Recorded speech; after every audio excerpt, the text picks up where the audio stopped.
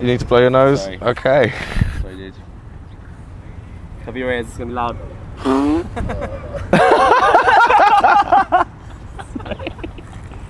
Should we tell him? Yeah. Wait. Yeah, okay. Big fan of Dua Lipa. Yeah, follow us on Instagram, Dua. Please. We were playing guitars for ages, making the beats, and that was fine, but then Harry had an accident, and it changed everything. Just makes it sound like I pissed myself. He had a terrible accident. It's really good. It's really good. Yeah. We're on a roll at the moment.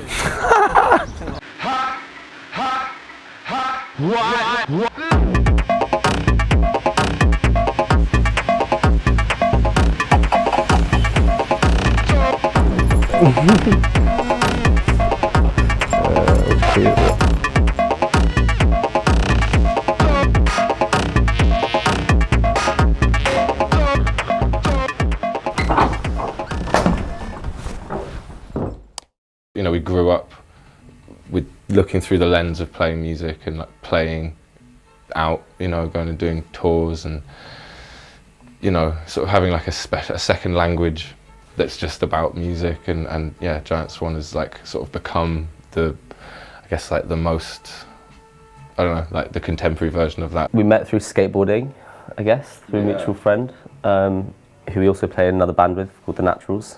So we've known each other for a long time.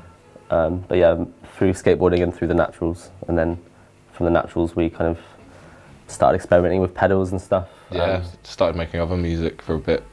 Yeah. It just became Giant Swan. Yeah. We couldn't have done that without having like 15 years of just slogging it in an indie band beforehand, really. Yeah. It makes you appreciate like playing Berghain when you've also been to Bridgewater. Yeah, that's true.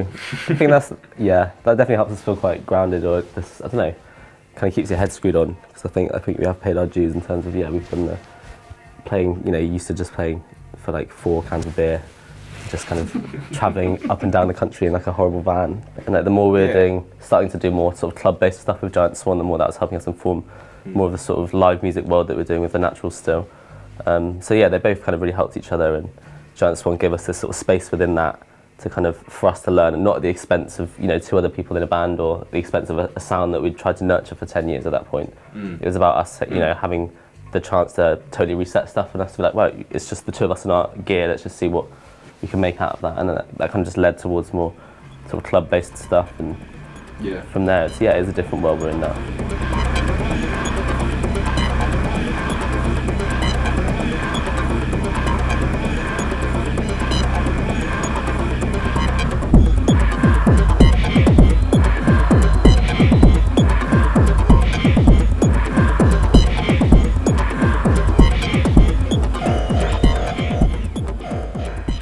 I think to the fact that, like we're sat in our studio and like we always bring it back to this space, when we do rehearse, because we improvise when we play and we're on tour quite a lot. So like each gig is like a new, like a new version of the stuff that we cook up here.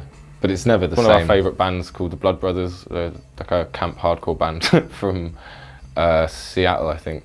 They had a song called Giant Swan on their last record, and we loved them for years, and they're so unique within their, again within their scene, and they had this wonderful abandon and this blood-curdling screams, and like one of the heaviest bands ever. They just, when they connected on it, whoa, there's nothing like it. And that tune Giant Swan is really good. And I don't know, I just remember being at Harry's house and like looking at the record and reading their lyrics and thinking they're really good lyrics and really good tune names, and I always thought like, I'll name a band that one day. And I just said to Harry, like, should we call it Giant Swan? And he said yes, and we just, it's probably better names, but I really like it still.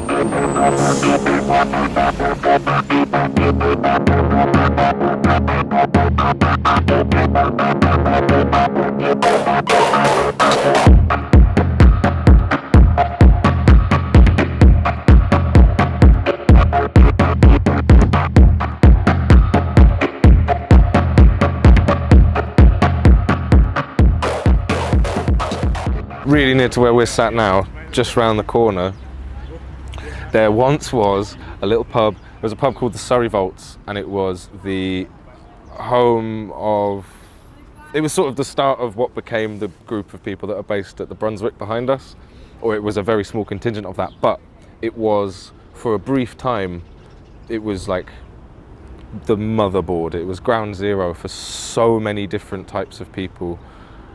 You know, like a lot of skateboarders, a lot of musicians, a lot of like pretty ragtag people, but it was a place for them to feel included and counted. And there was so much music and there was so much passion put into that spot. That was a really important place to us.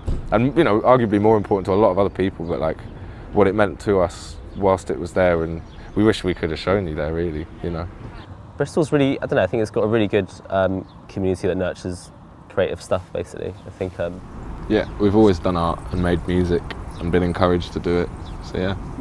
Yeah, and there's just a lot of different people doing interesting things, trying to push in different directions in Bristol. The dance culture here is really good, just from the sound system culture to like sort of all the jungle raves, and yeah, there's a lot of different stuff within the club scene. Just a nice community here. People have got your back, and it comes from us living here our whole lives, but amplified more because we're meeting strangers every weekend, and to come back, it does make you realise how lucky we are and what we've got here.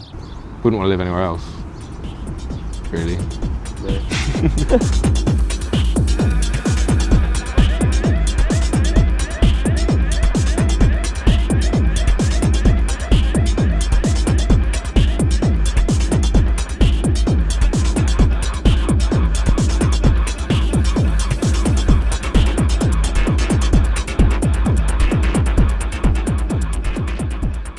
I've learned how to mix music on a computer by watching Harry do it, and like, it's probably all wrong anyway, but it's our way of doing it, you know, and it works for us, so it's good, and that's, you know, that's really encouraging, as opposed to just being completely like in the swamp and not really knowing what you're doing.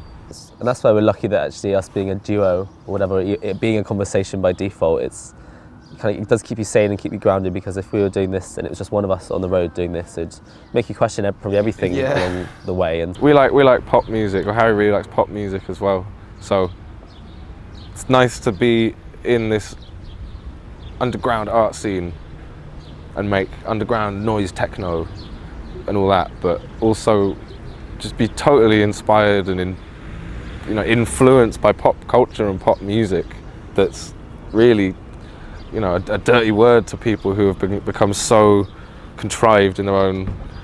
Like, we both like clubbing or dancing in clubs, have done for years, and just the multitude of feelings you get from that. I guess it's just wanting to recreate that feeling once in a tune and then move on to the next one. Like, we're really influenced by dub music, the technical aspects, like the mixing desk as a weapon, sending out effects and, like, you know, repeating refrains and bass and yeah, all that stuff kind of just goes in. And then, you know, what we like about techno is it's that very short refrain just repeated, and it's, you know, could only be like 2 sounds, but if they sound good together and they work well together, then you could just have that looping forever. And it's the same with dub, and it's the same with pop. If you've got a melody, you just want to hear it again and again and again.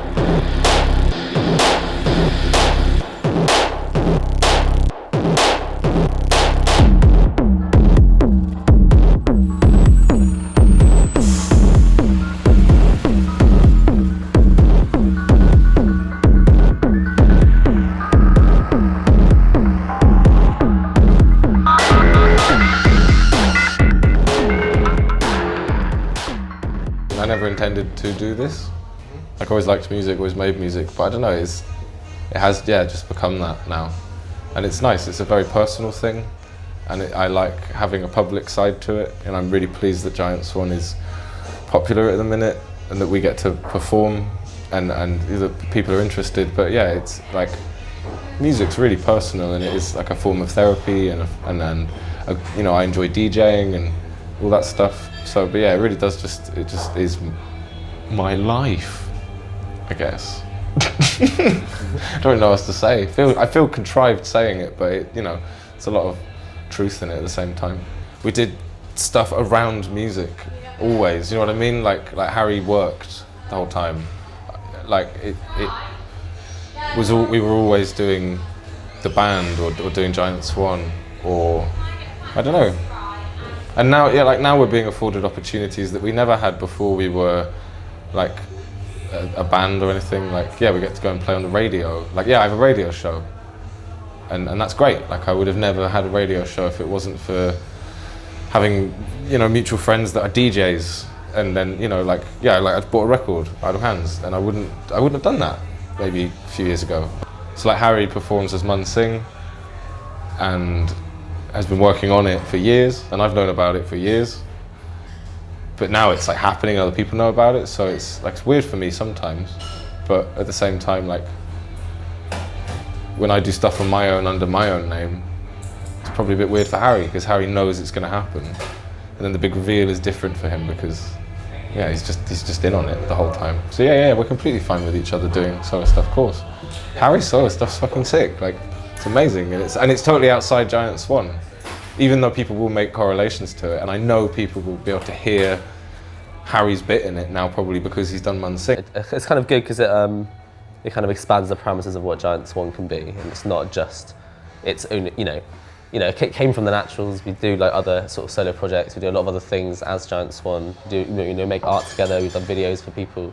So we're used to working with each other in like a lot of different ways. So I think if anything, like us working on our solo stuff more is going to help inform that again. And yeah, again, it just adds to the conversation, adds to the more depth of layers and things that we can pull from. It also takes some of the pressure off when we are working together. It makes it less of like a kind of, when we're there, we have to make the most of every single thing we do. It takes that pressure off to be like, yeah, totally. Yeah, no, it keeps it interesting, and it keeps it kind of, yeah, no, it just takes the pressure off. And I think it's important because we try to rely on like our instincts and stuff a lot when we make music, when we improvise, and it kind of is a huge part of this trust element that Rob was talking about before. And actually, it's a nice test of that when we are doing our own ventures and actually exploring bits in our own lives, because yeah, it just helps and actually makes it not feel like Giant Swan is the only thing ever. It's not about like us trying to make it with these other projects, and whichever one makes it the first, well, we don't need to do the other ones, do you know what I mean? We kind of need to do these projects. And we never talked about, you know, Rob has never come to me and been like, I'm going to do this solo record because I'm trying to like get some extra cash or whatever. It's not the incentive of why we do it. Which would be nice, admittedly, but you know, yeah, it's never been a one-upping anything or anyone. Like, this is just something we do, and it's like, yeah, you know what I mean? Like, yeah, there's been so many things that have been lived through, like with with Giant Swan in mind. So like a solo project, if anything, is just going to be like, it's not even a notice. Like, oh, you've made some more music. Like, oh, great. Like, it's brilliant.